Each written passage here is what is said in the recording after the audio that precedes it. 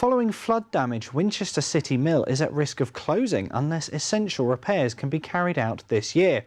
Owned by conservation charity the National Trust, the mill will need to raise £125,000 to get the work done. And our reporter Shan Robins went into Winchester City Centre to find out more. Winchester City Mill is a restored working flour mill, but over the winter of 2013-14 it was flooded for 3.5 months. Much of the building was very badly damaged. Since then we've had a series of surveys to establish how bad the damage is and what we need to do. We've now discovered that many of the supporting beams to the structure have become completely undermined, in many places rotted away, and we need to replace most of those beams at a cost at the moment of about £125,000. The building is currently held up by acroprops to stay structurally safe. We need to raise the money this year. We found that the material is breaking down far quicker than previously anticipated, so in order to keep the building open we really need to make the repairs. It's thought the stretch of river the mill is on is actually a Roman canal from where the Romans straightened out the river, and the site has had 4 mills on it through the ages. This is the oldest working mill in the UK. The building dates back to at least Saxon times. It's been fully restored now by the National Trust, and it's a flour mill. It's still producing flour like it did 1,000 years ago.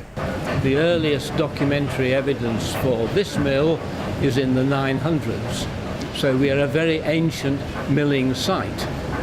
But the old adage was mills burn down once a century, flour mills. That's because flour-air mixtures are explosives.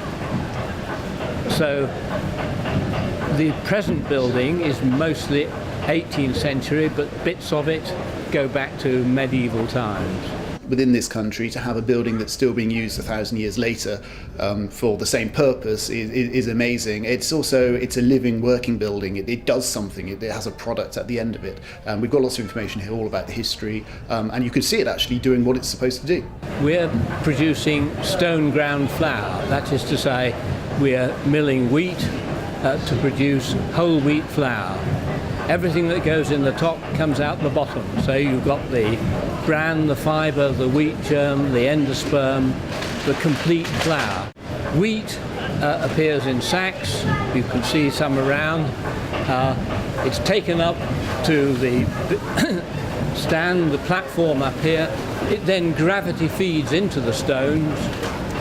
There are 2 stones. The bed stone sitting on the floor is stationary. The runner stone goes round. You're feeding the grain into the eye of the stones, the centre of the stones, and the flour comes off round the edges of the stones. Gravity being very reliable, the flour ends up downstairs, which is where the miller normally works. Visitors can see the mill in action, including the water wheel that powers the machinery. We have an undershot water wheel, that is to say the water goes on the underside of the wheel. A very inefficient process, but one which is necessary here because we do not have a large fall in the river. So the river is essentially going past the bottom half of the wheel. Since the mill doesn't operate 24/7, you have to provide bypass channels because the river does flow 24/7. The stone ground flour that gets produced is sold in the mill shop, as well as supplying local bakers and restaurants. The wheels that grind the flour have a preventative design.